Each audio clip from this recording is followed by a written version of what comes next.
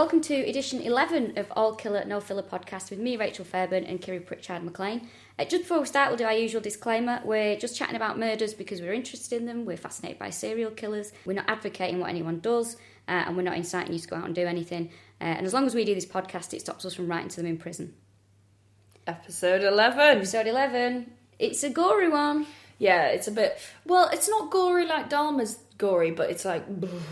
It's depressing gory. Everything is horrible, isn't it? Yeah. Childhood, everything. So we're gonna do a double whammy, which occasionally we do. We're gonna do Henry Lee Lucas, allegedly one of the most prolific serial killers in America, but we've got lots to say on that. Yeah, we've got a lot to say about that. And Ottis Toole. Ottis Toole. Who is his gay lover. And they went on a little spree together. So we're going to start with Henry Lee Lucas, because he's sort of the most famous one. Yeah. One-eyed drifter. Born in there. That sounds delicious, mate. Oh, yeah. Like a mint drifter. Oh, yeah. It's like a spin-off. Born in 23rd of August 1936 in Blacksburg, Virginia, to his mother, obviously, Viola, which is a very nice name. Oh, God, the names in this family are gorgeous. It's just a shame that everything else was so fucked up. His father was called No Legs. His name is Anderson, but his name was No Legs because he had, wait for it, no legs. And it was very much say what you see. Hey, no legs. Basically, he was an alcoholic strap in for this. This is pretty brutal. Don't eat while you're listening to this. He was an alcoholic that fell over on the train tracks. A train went over and cut his legs off. That's fucking horrible, isn't it? It's like something from Saw. Oh, it's awful. And his mum, Viola, was a violent prostitute that used to bring her customers home and would have sex in front of Henry Lee and the other kids, and also old No Legs propped in the corner, and was really violent towards all of them as well. Well, there's an incident where she gave Henry a good old beating, and he was out cold for 3 days after it. It's crazy, isn't it? Do not piss Viola off. No, she sounds fucking mental. Also, his dad used to make moonshine, and Henry Lee would be responsible for giving it a stir and things like that. And in return, he'd give him a little taste. And he was because of this, he was an alcoholic by the time he was 10. And that's not just any old... That's not hooch alcoholic. That's moonshine. He's basically been drinking like paint stripper and ethanol since he was 10 years old. Oh. No Legs actually came to a bit of a sticky end. He died because he was pissed and he fell out his chair in the snow and he got pneumonia and died out there. Bloody hell. Fucking No Legs. No legs. If No only clue. he had his legs, none of this would have happened. So depressing, isn't it? It's really depressing. Henry lost his eye as well in a fight with his brother when he was, I think he was 10 years old. Yeah. Is that it? And Viola was, well, she wasn't very compassionate about this, was she? Because she left the eye to get infected. Yeah, 3 days before they did anything about it. And then it was too late. Yeah, apparently it withered up like Gabrielle. Only he didn't get a jewel-encrusted eye patch. Or some #1 singles. Also, apparently, there's a rumour that one of No Legs' mates gave Henry a mule, and Viola's like, oh, you like that mule, do you? And she just shot it in front of him. So she was just obviously completely fucked in the head. Cruel. Yeah, so what you've got there is like a family with a really perverse way of looking at sexual contact and really violent. Like, it's just the recipe for a serial killer. And he killed someone who was quite young, wasn't he? Was he 15? Yeah, I think it was 14 or 15 in 1951. He said he killed Laura Burnsley, who had, sort of refused his sexual advances. Yeah. But he later retracted this confession later on. Yeah, this becomes a popular theme for him. Unfortunately, he doesn't retract the right things, which are his penis, away from an innocent girl. He only does it with confessions. And then he moved to live with his half-sister Opal. Again, another beautiful name. Yeah, it had served 4 years in prison, though, just for burglary and things like that. Classic petty criminal. Bit of petty crime and all that kind of stuff. But yeah, Opal, lovely name. Yep. So moved to live with Opal, and then his mum comes crashing back into the scene. He sort of got himself a bit settled here. He had a fiancé, and then his mum was like, I don't like your fiancé, you need to come and move back and live with me. So she's just sort of bossing him around again. And, well, to me, that's, like, fucking bizarre, because, like, you've got an alcoholic, aggressive, prostitute mother who had a husband with no legs, and she's saying that your fiance isn't good. Like, how fucking bad is that fiance? They'd be like, no son of mine's gonna go with that hussy. Her dresses are too short.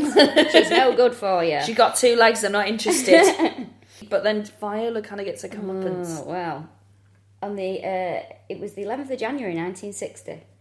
And whilst arguing, because what happened was Viola wanted Henry to move back to Virginia from Michigan to come and care for her because she was getting a bit older. And he was like, I don't want to, I want to stay here and marry my fiancé. Anyway, they're having this ongoing row, and Henry kills his mother. Stabbed her, apparently. Well, apparently they'd been out drinking, had argued, and he fell asleep, and he woke up and she was beating him with a broom. What? Right, I'm going to say right now, how many times do brooms feature in our podcast? We've had Peter Curtin, something happened with him and a broom. I seem to remember that. Dharma was beaten to death with a broom. I'm sure Ted Bundy, there was a broom thing with him as well. Something's gone on. Total broomatics. Oh, so sorry. Like, that's a sweeping generalisation. These brooms are just... I just love the fact that people are hitting... It's like Tom and Jerry. Hitting each other with brooms all the time. Oh my God. Yeah, it's a very Acme way of doing it, isn't it? So yeah, she started beating him up with a broom, and he just went spare and stabbed her in the neck. Ooh. And then apparently he later on said that he had sex with her dead body. It sounds like something he'd do. It does, doesn't it? It's not like out the realms of possibility. Like, that doesn't sound like you, Henry. Yeah, well, this is actually weird because she wasn't dead when he thought she was dead. So that's one in his good eye for him, innit? But she, apparently the sister came home and found her in a pool of blood, but it was too late. She died of heart failed because she had no blood left. Fuck. So yeah, killed his own mother, which he went to prison for. Yeah, well, he stole a car and he drove to Virginia. Yeah, which, right, Henry, you've been arguing with your mother because you don't want to go back to Virginia. You kill your mother and you go back to Virginia. This could have been avoided. But he went back to Virginia and they went, oh no, actually I'm going to go back to Michigan. So drove back, but they had already arrested him in Ohio by that time for this. And he pleaded that it was self-defense. So he served about 10 years and then he was released due to overcrowding.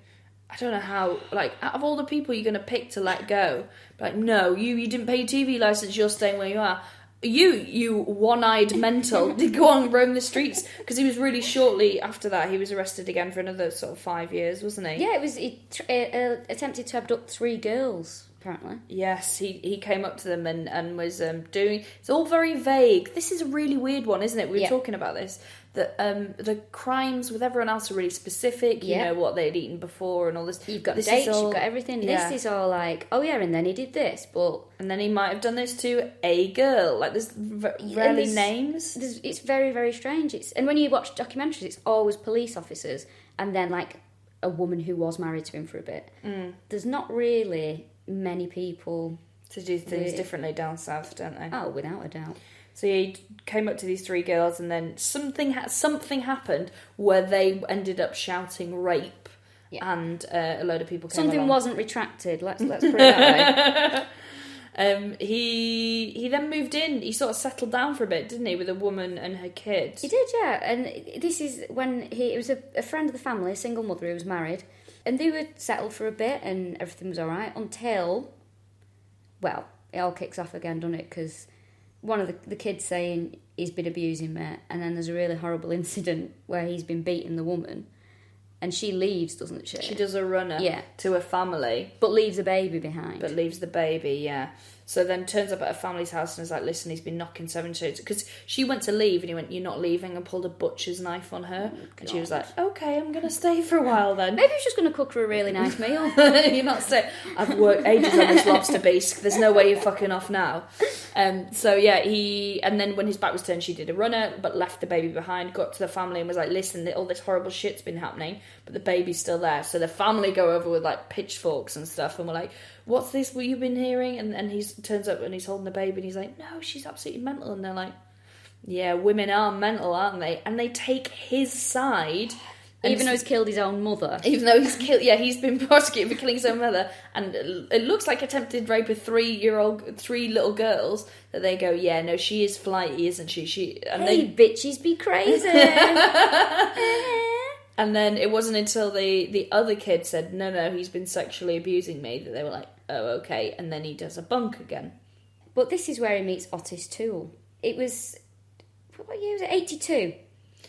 It's weird because there's again, it's all very vague. He basically drifted around the south of America, and they think he met Ottis somewhere between 76 and 78. Yeah, and they start this like romantic affair. Yeah, this weird kind of, it's kind of like natural born killers, that they basically go on this weird spree just driving around. And they met in a soup kitchen, didn't they? Yeah, that's lovely. Sex in the soup kitchen. That's lovely, isn't it? And then everything was fine between them. And when I say fine between them, I mean they were murdering people. Until Ottis took custody of his niece and his nephew. His niece was called Frida Powell, but she was known as Becky, and that was partly to hide her identity. She was 12 at the time, and Henry Lee Lucas started a relationship with her. Apparently she was, as the American police officer put it very kindly, retarded. Yeah, I mean, that is... one of the documentaries, he's so cruel. He's like, she was retarded. Yeah, like it's the playground. He kept saying it about 50 times. Just, bit of training may need to go on there, that police department. Henry Lee Lucas apparently said it was the only woman that he ever loved about Becky, and they started this relationship, and then him and Ottis sort of went their own separate ways after that. But Becky, there's some heartbreaking stuff about, because she just sort of went round with him, and they basically drifted and stayed in chicken coops and all sorts. She would give herself tests.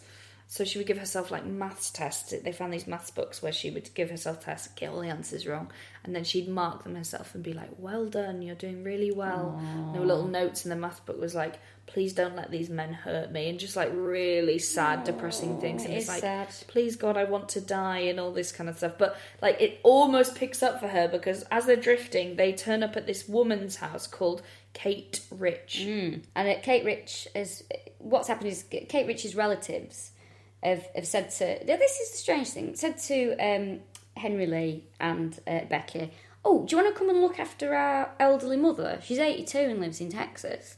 So they go... I mean, you've seen this one-eyed drifter and this poor girl who's not the sharpest. Yeah, he's got a retarded girlfriend of 13. Come and look after my mother. So she's 82... Man, it'd be cheaper than a retirement home, I guess. So she's 82 and they go and live with her to look after her. He's meant to be like a handyman and things. Yeah, but they start apparently allegedly cashing checks on her account and things like that, and the family are really pissed off. Yeah, as you would be. They're charging her for work that they never do on the house as well. And then they go, then they do a runner again, and then they go on the road for a bit with a priest, don't they? So what they do is they sign up to this weird cult called the House of Prayer. So they leave Kate Rich behind, and it's sad because Kate Rich hated Henry Lee, but really liked Becky, so kept them around because she's like, oh, I want to make sure this poor kid's all right. But then they do a bunk off to this cult, and they end up living in a chicken shed, and Becky's like, I hate it here, can we go back to Florida? And he's like, oh, for fuck's sake. So they go off, and they stay in like a sort of like a homeless camp, and apparently that is where he then fell out with Becky and killed her, because her body was found around there. And not only that, he then goes back and kills Kate Rich. Yeah. Also, he confesses and then retracts, but he apparently had sex with Becky's corpse as well. She phoned the House of Prayer and was like, "What's happened to Becky?" And they were like, "Oh, well, they both went off to go back to Florida." Florida? That sounds like a delicious low-fat spread. They went back to Florida, but then he came back on his own and said Becky had gone off with a truck driver, and straight away Kate Rich was like, well, that's fucking shit, he's killed her. Yeah, because truck drivers are scary as well. You'd be worried if she had gone off with a truck driver. Yeah. Like, oh, she's either with him or she's with a truck driver. Yeah, there's no good outcome. This is not good. So she was like, no, he's killed her. He got wind of this and then went and killed Kate Rich. God. Which is just horrible. And then he was eventually sort of, all this caught up with him, didn't it? And he was arrested. Yeah, he was arrested for unlawful possession of a firearm in 1983. But this is when they arrested him, and he was in custody, and he claimed he was treated very badly. He apparently had 4 days of no sheets, no cigarettes. He was kept naked. He wouldn't allow to speak to a lawyer at any time. And then that's when he confessed to the murders. Yeah. After 4 days isn't very long though, is it? Not really, no.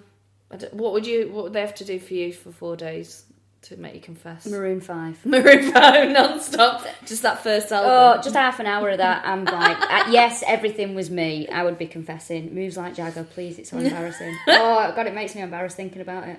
So he confessed to all these murders, although he couldn't ever take them to the bodies. He was just like, yeah, no, I did this one, but he couldn't take them to where the bodies were. And this is where it all starts, doesn't it? Weird. Like, everything that... So he's in this prison, confessing to these murders, and then they start trying to give him other things to confess to.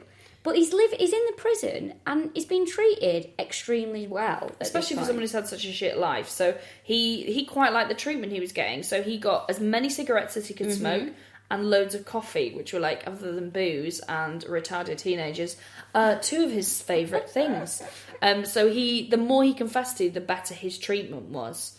But he had the codes to like the doors in the prison. He could walk around as he wanted. Like he had the security. He's like the bloody caretaker or something. Yeah, no handcuffs. He had the security codes for all the doors. Just used to wander around. They'd take him out to restaurants and all sorts. And they started this. These Texas Rangers started a task force for Henry Lee Lucas, where they would basically interview him, and he'd give like loads of confessions, and then they would clear all them unsolved cases. So after all these confessions, they signed off 213 murders that he, like, in some cases he just couldn't have done, because then they were like, job well done for us, guys. Because they flying him from state to state as well to meet all these chief of police people. He's like, he's going round about, he's like Beyonce or something. He's getting like amazing treatment and just going, yep, that was me. Yeah. Oh, is that coffee? Thank you very much. Yeah, he's also wired up on coffee and nicotine. So, but apparently because he claims later on that he didn't want to do any of these when he finally gets a lawyer, and he claims that he didn't kill Becky. Because the forensic evidence for it is inconclusive. They found a skeleton that was of a similar age and height to her, but they don't know if it was her. And with Kate Rich, they found fragments of bones, but again, it was inconclusive. But the common denominator between the two was him, so I would say. Yeah, yes. I'd say so. I'd say he did those. But he even confessed to a suicide, didn't he? Yeah. Well, he said, if they make me confess to the one I didn't do, then I was going to confess to everything. So his theory was like, he just confessed to whatever they put in front of him. So he confessed to a suicide, and then the wife got a massive insurance payout, because when it's suicide you don't get it, but if it's murder you do. So she got this massive payout, and the task force that was looking after him decided to hold a celebratory party, and they racked up a bill of $3,000, which back then is even more money, in a Holiday Inn. And they spent that on prostitutes, apparently, and booze, in a Holiday Inn.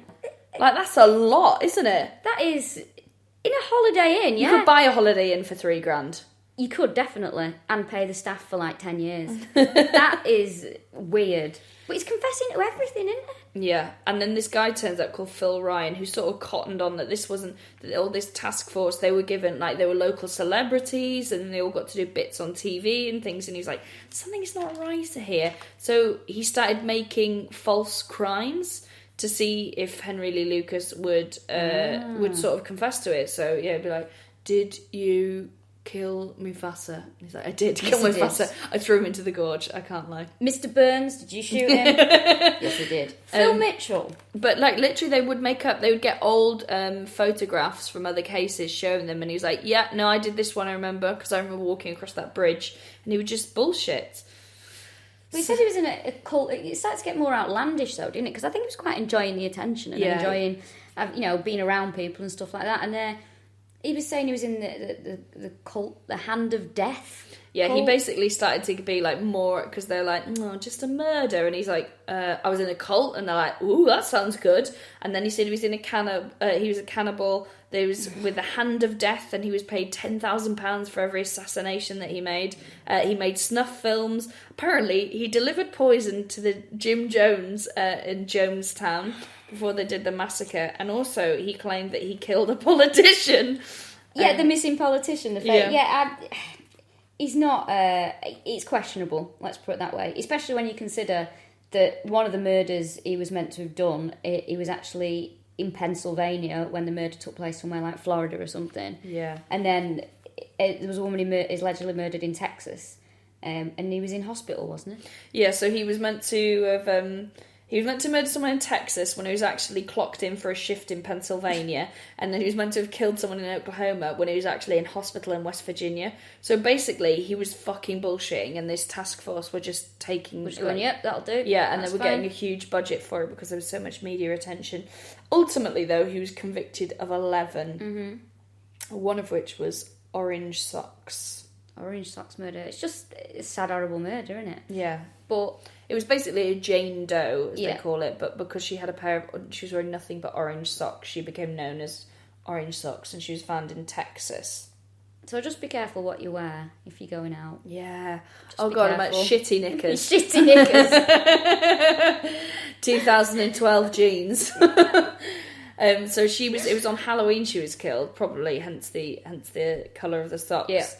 And Nobody ever claimed and nobody ever knew anything about it. so So sad. sad. Very sad. But he is alleged to have done this murder, which was in Texas, but there is a signing-in sheet from where he worked that said he was at work in Jacksonville in Florida. Yes. So how... But they did do a thing, didn't they? They said, well, it was... I think it's something like 10,000 miles or something. Ridiculous. They were between said the two. if he drove straight for 7 hours without stopping at 70 miles an hour, he could have done it. And it's like, well, he didn't do it then, did he? No, there's no way. But he was sentenced to... for that murder, he was sentenced to death. Because there was a sexual element to it, apparently. And this was in Texas. And the governor of the time was one George W. Bush, who he was basically going to go down for this and obviously going to go to the chair. And up until then, George Bush had never, ever diminished anyone's sentence from death to life in prison. And the first person he did it for was Henry Lee Lucas. He got a stay of execution and it got diminished to life because it kind of came out that they thought he was schizophrenic. Yep. And also, nothing really adds up. No. Yes, he was a murderer, but a lot of this is so vague. Yeah. And like, yeah, he did it. There we go. It's very odd. And the fact that he was confessing to things like suicide and stuff like that. Yes. No, they're just, he's a scapegoat, isn't he? They were, they're trying to pin everything on him and then it makes it look like they're hitting their targets. He's not a good person by any stretch. No. But he's not killed 213 people. So we'll chat about Ottis for a bit. Ottis Toole. Another good name, actually. Yeah, it's quite good, cool, isn't it? He was born in Jacksonville, Florida, on the 5th of March 1947. His mother was a religious fanatic. Tick. Yep. She used to dress him in girls' clothes and call him Susan. Tick. He had an alcoholic father. Wait. You know what we've decided? We should do. You should do a drinking game, like to make this podcast even more distasteful. That we should just basically have serial killer bingo. So it's like, do a shot every time that their mum's a religious fanatic. Yep. Finish your drink if they're into bestiality.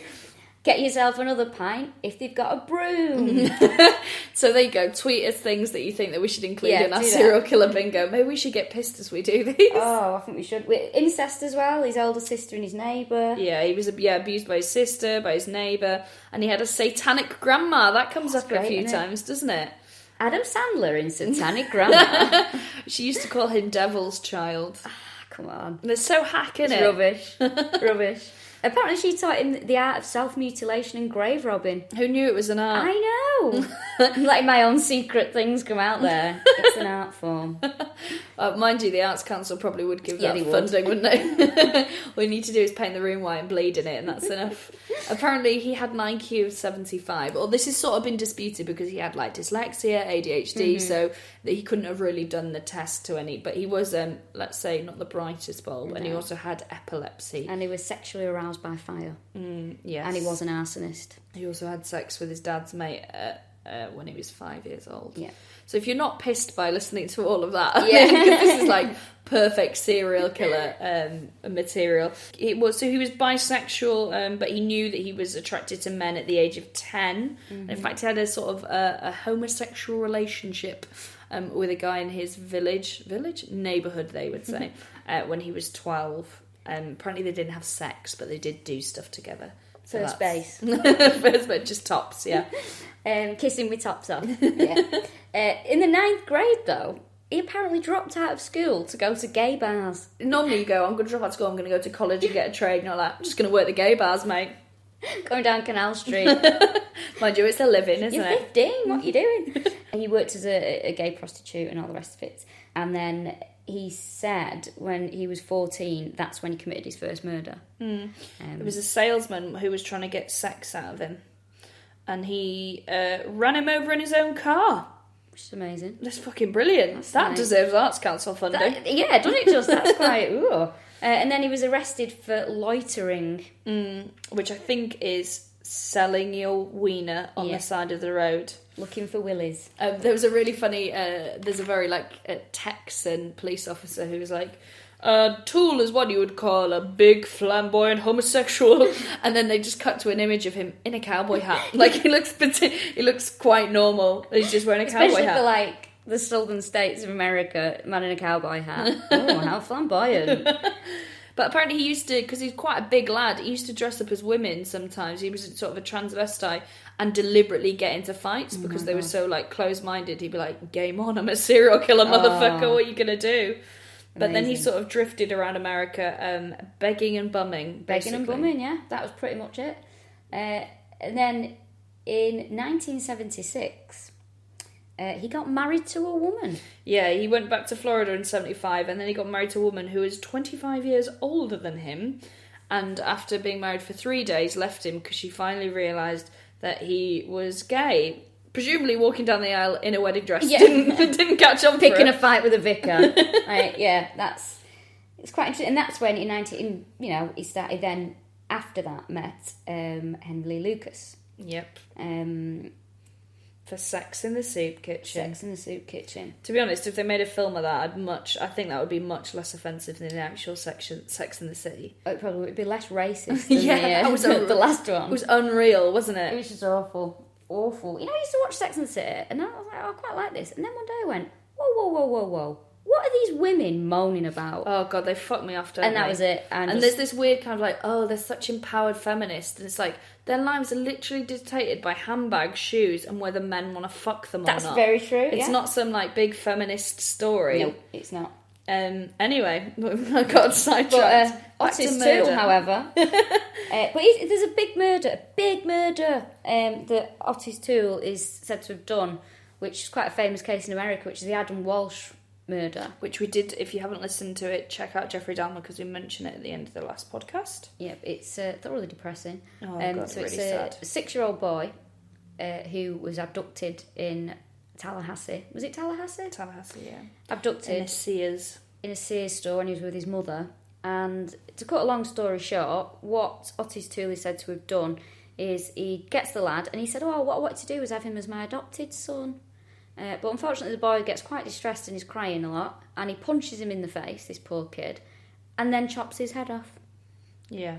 Gets rid of the body by burning it somewhere, and then, this is awful, so strap yourself in, forgets that he's got the severed head in his car, and just chucks it out into the... Oh, we've all done that, haven't we? Oh, we've all done it. I drove a cheesecake around for 3 days. You had that tuna lunch in your car for ages. It's still there, mate. It's still there. Tuna lunch. I've got a tuna lunch, right, that I bought from Bargains about a year ago. That's in my car because I was like, this will be healthy. And I can't, it looks like cat food on the packet, let alone within it. I can't bear, and now it's constantly in my footwell. Maybe it's bad luck to take it out. So he throws the poor kid's head in the canal, which is where your tuna lunch should really go. But yeah, this was... And then 2 fishermen find it, don't they? Oh, horrible. I mean, it's weird though, because his father, Adam Walsh's father, John Walsh, actually became the presenter of, what's it called? America's Most Wanted. Yeah, he became a sort of celebrity off the back of this. It's weird. So he confessed... Ottis confessed to Adam's killing, and they did believe him at first because they could see from the kid's head, I was going to say face, let's talk about it in real terms, head, that he had been punched before, and there was a machete found in Ottis's truck. But then the police didn't think that he'd do it, and then they lost the truck. And the machete? They lost the machete. And then, in 2008, police closed the case, okay, because it was still open and unsolved, and they had no more DNA, they had no more evidence, but they decided that Ottis had done it in the end. And in fact, they had less evidence. It sounds so fucking dodgy to me. Yeah. You wouldn't believe. And Adam Walsh's father has always claimed all along that it was Ottis who did it. I don't know how he knows that in particular. But yeah, in 2008, case closed with no further evidence. He said an interesting thing, John Walsh, about it was because he speaks about, you know, crime and things like that, and victims of crime, and he said something like, he caused a bit of controversy because he said at a function, I think we should put exploding things up sex offenders' bums, and then like when they leave a certain area, it just explodes. That'll stop them. And then he went, and everyone went, "What is wrong with you?" And he's like, "It was a joke that nobody got." That's so weird. Don't be trying out new material at a fucking conference, mate. Do you know what I mean? Yeah, tried and tested. Gig. Yeah, tried and tested. Stick to your gold, mate. For survivors of abuse, do not do that. It was a joke. Nobody got it. He said something else weird, didn't he? He's a bit of a strange... Oh, it was about women. He said women never hire a male babysitter because it was something like, you know, if you've got a dog or something, a poodle is going to bite you. It won't bite you, but something else. A Doberman will. Let's be honest, men are more likely to abuse your kids. Fucking hell. All right. Yeah. Chill out, John. I think he's a bit of a crazy. But then I suppose having your child abducted doesn't make for the most sane person. No, he's got a right to be peeved. So Adam Walsh is sort of like the big case in Ottis's career. We're saying that. Career. And apparently Ottis Toole accompanied Henry Lucas on sort of like 108 murders, he claimed. And they caught up with him in 1983. He was on an arson charge, actually. Because in 1982, he burned down George Sonneberg's house. And George was inside at the time. And he was sentenced to death in 1984. And then, during that, he was found guilty of... the murder of Ada Johnson, who is a 19-year-old. And then he appealed both of these, and he got them reduced from a death sentence to a life imprisonment because he was diagnosed with sort of schizophrenia and all sorts. And so he had life in prison. And then, during prison though, nice little fact, he was incarcerated in the cell opposite Ted Bundy. Yeah. So that's a good little thing. I wonder what it's like when serial killers, like, bump into each other. Wow. Yeah. It must be like, you know, because like female comics don't really gig on the same bill together because they only book one, don't they? So it's like, hello, how are you?